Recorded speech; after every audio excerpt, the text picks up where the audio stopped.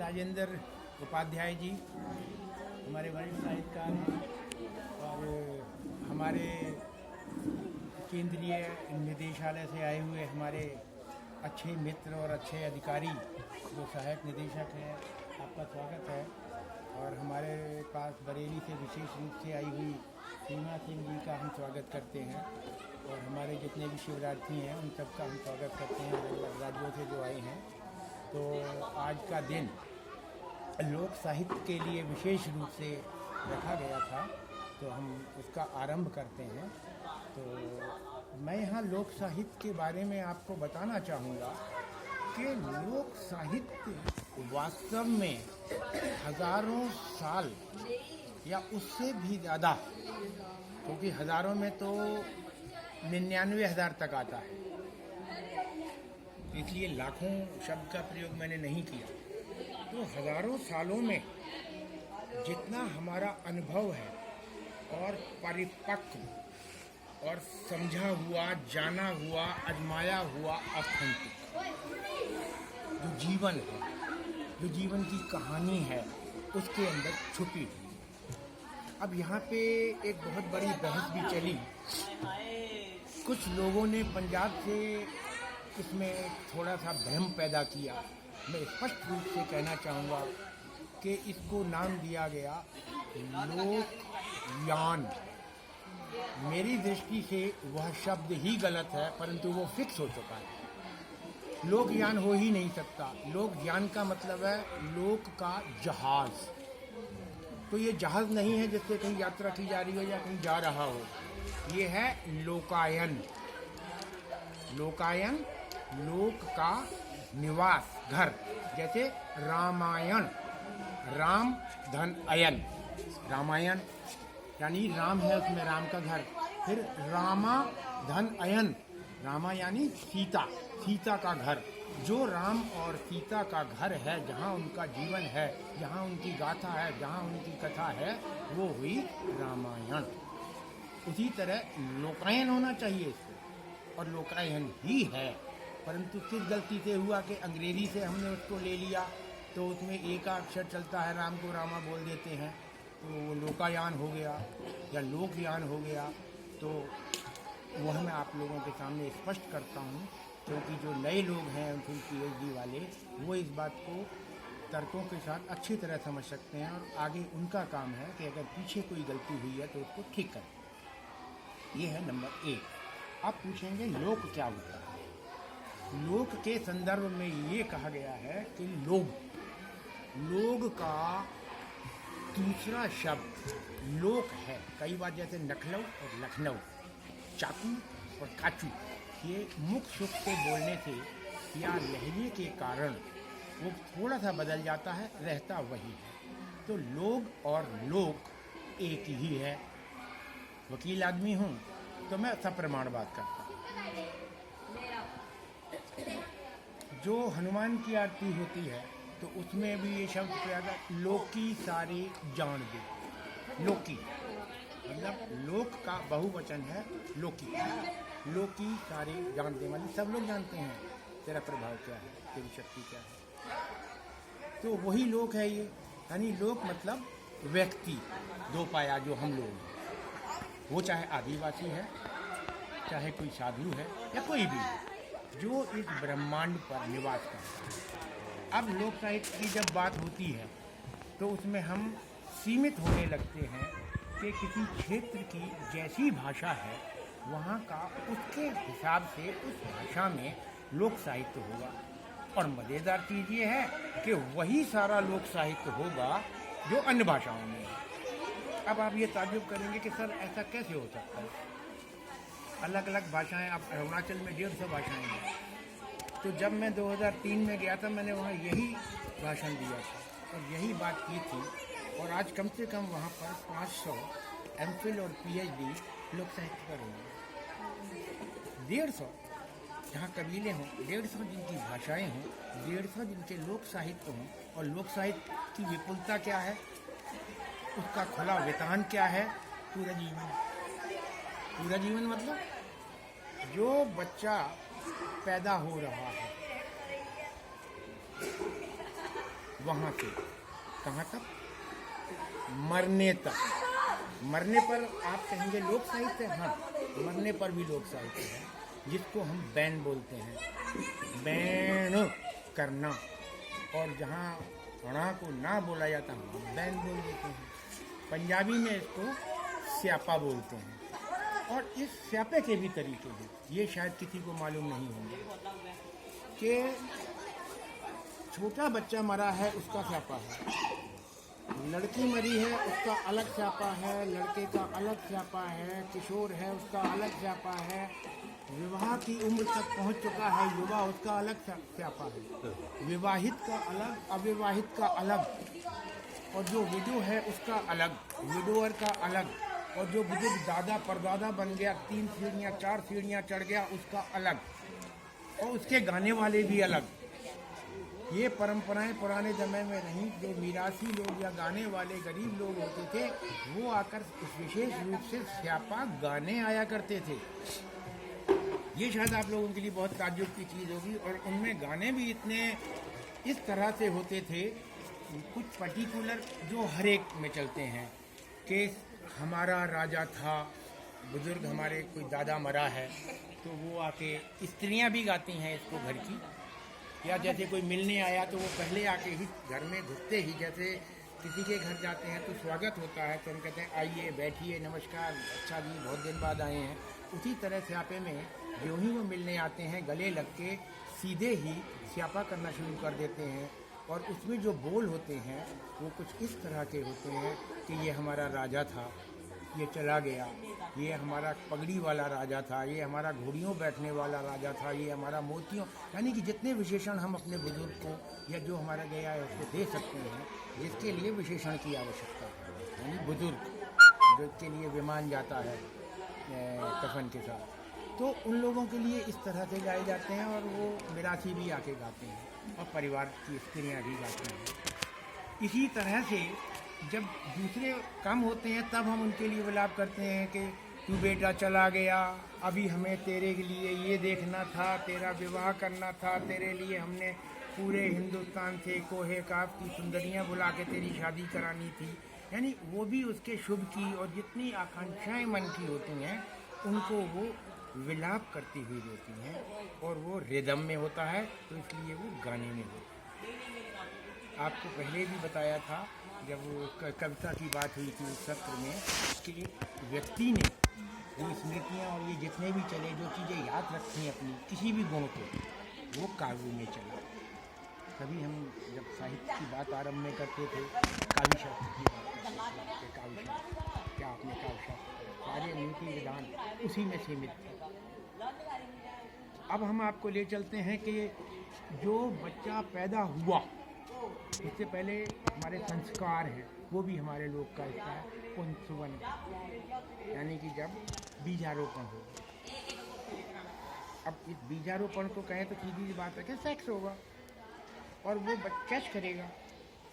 और उसको हमने कहा ये संस्कार, वो संस्कार, यानी हमने उनका बहुत अच्छा और आध्यात्मिक नाम रखे हुए हैं और उनके पास उनके हमारे गीत भी हैं। फिर जब ही बच्चा पैदा होता है तब हम उसका गाते हैं पैदा होने का गीत। अब आप कल्पना कीजिए कि आपके घर में, आपके परिवार में कोई शादी हुई किसी की भी पहली, क्योंकि गैप हो जाता है ना पूरा एक जनरेशन का, एक पीढ़ी का। तो जब शादी होती है तो सबसे पहले उस बच्चे के लिए खुश होने वाला कौन होता है? माँ तो होती ही है, पर वो जच्चा है, बीमार है। और घर में कौन होगा?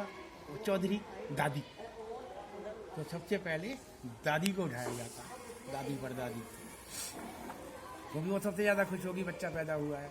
और उस पर भी अगर लड़का हुआ है तो वो भी, क्योंकि पुराने ज़माने में ये परंपरा थी, पुरुषत्ता थी। अब तो कोई भी बच्चा हो सेम गाया जाता है और गाया भी जाना चाहिए। तो इस पर आप लोग विशेष ध्यान दें, जो मैंने कहा कि गाना भी जाना चाहिए। तो आप इसके प्रतिनिधि हैं, हमारे बात आपने इसको कैरी करना है, कोई अंतर नहीं। जब कोई कहता है क्या हो गया यार, लड़का लड़की एक हैं, तो मैं कहता हूँ यू आर रॉन्ग। क्या हो गया, तुमने गलत कहा है। क्यों कह रहे हो लड़का लड़की एक है? अरे यार संतान है, बात खत्म। लड़का लड़की क्यों है? संतान है, आपकी शादी की, आपका बच्चा पैदा हुआ, संतान पैदा हुई तो आपकी परिवार पूर्ण हो गया। परंतु आज भी जो सड़ा दिमाग और परंपराओं की गुलामी अपने मस्तिष्क में लेके बैठे हैं, वो बोलेंगे चलो कोई नहीं, लड़की हुई है, अगली बार लड़का हो जाएगा, परिवार पूरा। या किसी के यहाँ लड़का हुआ तो वो कहते चलो झगड़ा खत्म हुआ, तुम्हारा परिवार नहीं, यानी यहाँ अब लड़की की आवश्यकता नहीं है। परंतु लड़की पैदा हुई है तो चलो कोई बात नहीं, लड़का पैदा हो जाएगा, परिवार पूरा हो जाएगा। या जिसके यहाँ दोबारा दूसरा बच्चा पैदा हो जाए लड़की, तो कोई बात नहीं, आज लड़का लड़की में फर्क नहीं है, और लड़का हो गया चलो परिवार पूरा हो गया। ये गलत परंपरा है, मगर इसको बोल रहे हैं, क्यों बोल रहे हैं? गुलामी से, क्योंकि वो पढ़ी लिखी नहीं है। परंतु हमारी माताएं या हमारी जो बेटियां हैं या आप लोग हैं, आप तो पढ़े लिखे हैं, और फिर आप लोग आते हैं, हम लोग आपको समझाते हैं तो आप उसको कैरी करते हैं। तब आके जाके पता लगता है, वहाँ जाके आगे फैलाते हैं कि ये परंपरा है कि हमारे यहाँ संतान पैदा होते ही परिवार पूर्ण हो गया। क्यों? विवाह की परिभाषा क्या है?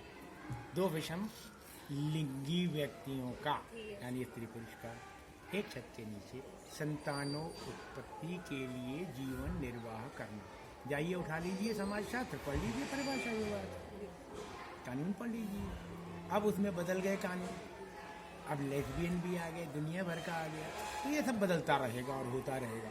तो हमारा विषय वहाँ नहीं है, हमारा लोक साहित्य। तो जो ही पैदा हुआ तो किसको बधाई मिली? पहली माता, दादी, अम्मा वण वंड मिठियाँ जलेबियाँ जीवी बचड़ा माने दे लिया।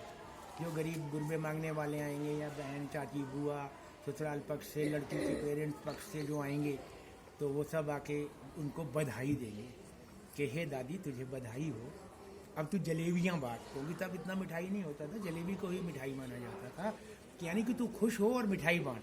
तो आप जलेबी को हटा दीजिए, वो मिठाई हो गया कि तेरे घर बेटा हुआ है और ये जीवित रहे। इसके लिए मैं माने यानी आशीर्वाद देती हूँ।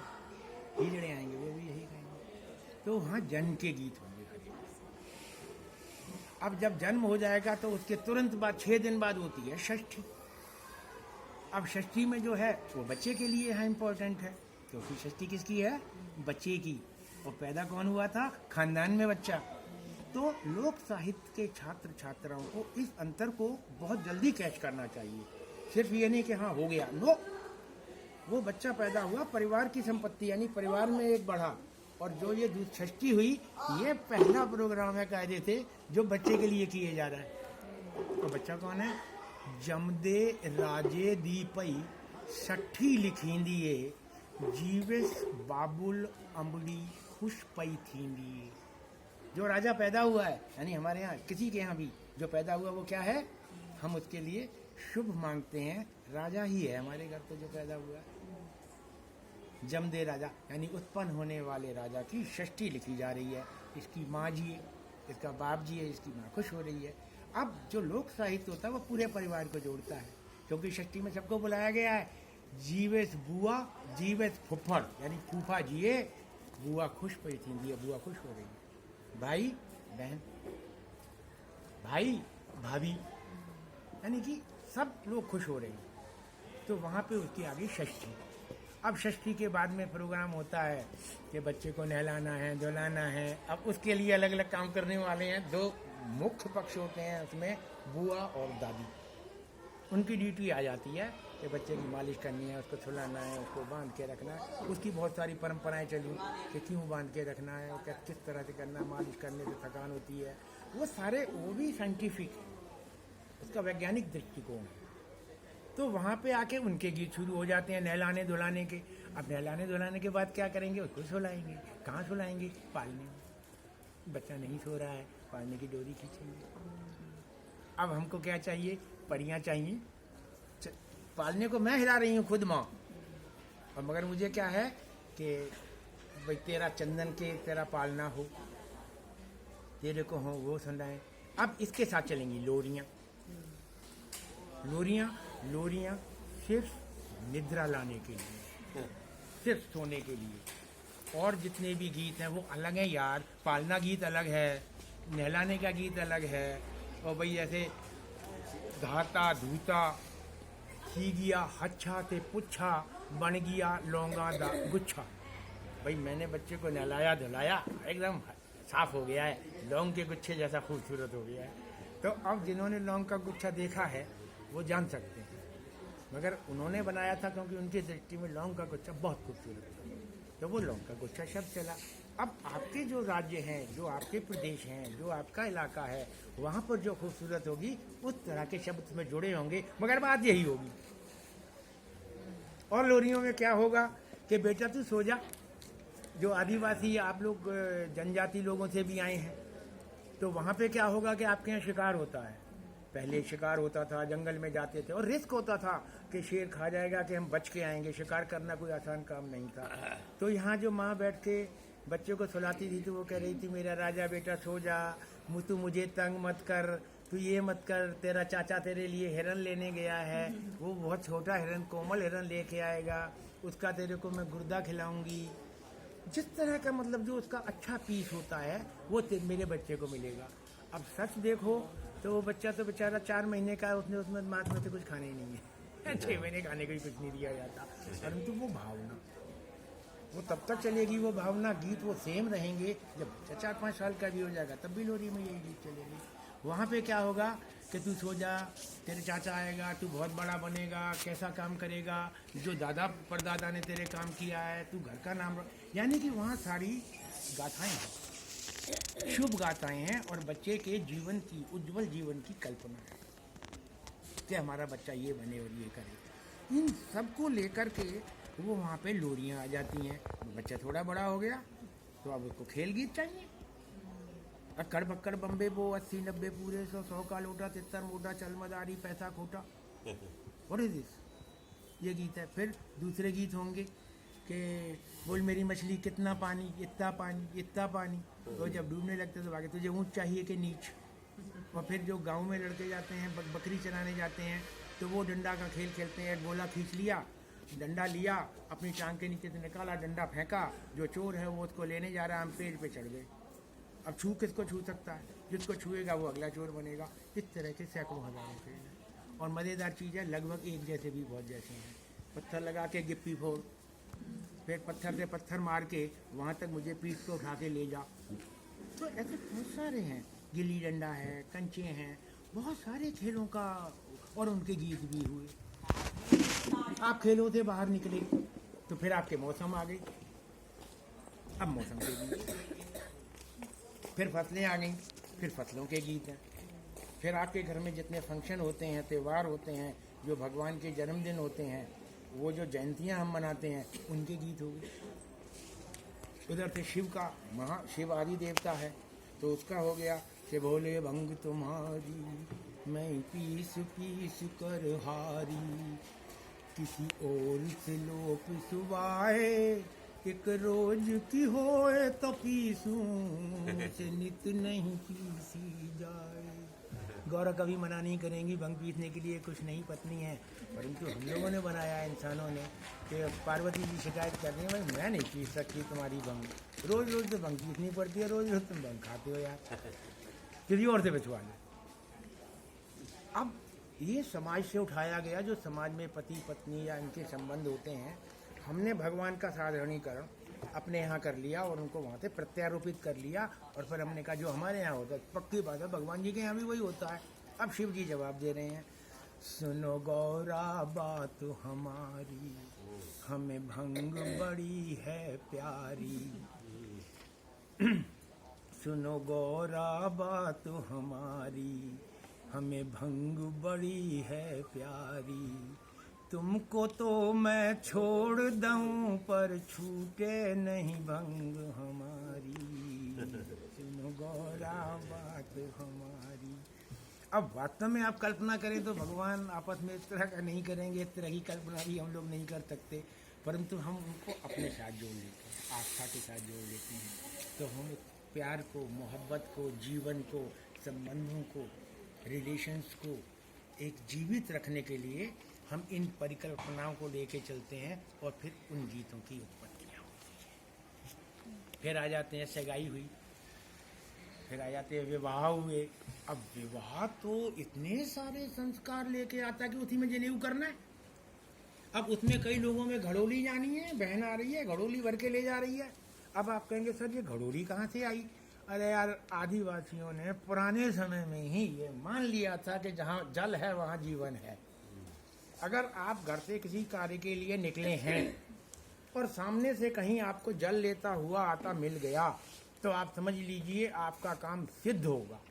तब वो क्या करते थे, खुश होकर उसमें एक आध पैसा डाल देते थे, या जो जल ला रही होती थी उसको कुछ उपहार दे देते, छोटा मोटा। क्योंकि तब ऐसा नहीं होता खाने के लड्डू हैं तो लड्डू ही उसको दे दिया, पैसा है तो एक छोटा पैसा ही उसको दे दिया। परंतु जब समय बदला तो अब सीमित हो गया, तो घर की लड़की अब घर के ही किसी कन्या को भेज दिया, भाई वो थोड़ा 50 कदम से जाके पानी भर ला, और जब ये दूल्हा निकलेगा तो इसको हम पौखा बोलते हैं। तो उस चीज़ को जाके उन्होंने किया, तो अब उसके लिए भी गीत बन गए। भरी घड़ोली शीशियाँ वाली चाई वदियाँ, मेरे वीर दी शादी ये जग जशन मनाई वदियाँ। जो पानी से भरी हुई घड़ोली यानी छोटा घड़ा, शीशे वाली, उस पर हमने शीशे लगाए हैं, चिपकाए हैं। मेरे वीर दी, मेरे भाई की शादी है। अच्छा, वीर छोटा हो या बड़ा हो, पंजाबी लोग वीर ही बोलते हैं भाई को। अभी जब तुमने देखा होगा यहाँ लड़कियाँ जो बड़ी महिलाएं वीर जी बोल रही होंगी, मेरे को तो आप देखो ये वीर जी क्या होता है।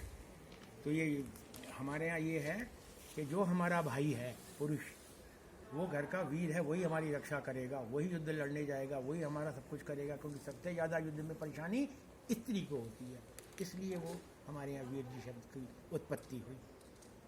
तो मेरे वीर दी शादी है। फिर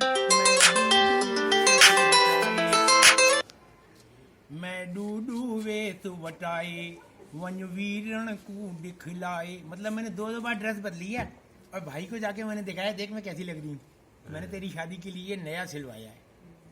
चाचा मामा खुश हो रहे हैं। तो यही सारी चीज़ें हैं कि परिवार के संबंधों को उसमें जोड़ दिया गया।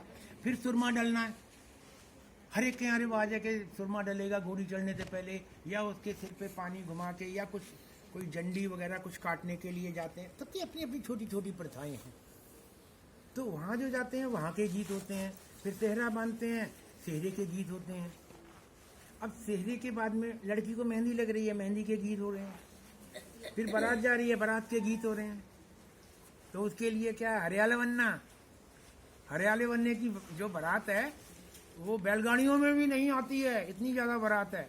फिर बैलगाड़ी जब बदल गई, बसों में भी नहीं आती है।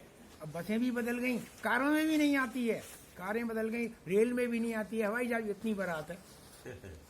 और फिर वहाँ जा रहा है जब वो लेने, तो वो कहते हैं बन्ना खैर नाल वल्ले। बारात गई है, भगवान करे सब शुभ हो, और पत्नी को लेके खैर नाल वल्ले, मतलब आराम से खुशी के साथ में लौट आए। तो ये उनकी इच्छा है, क्योंकि आप भी चाहते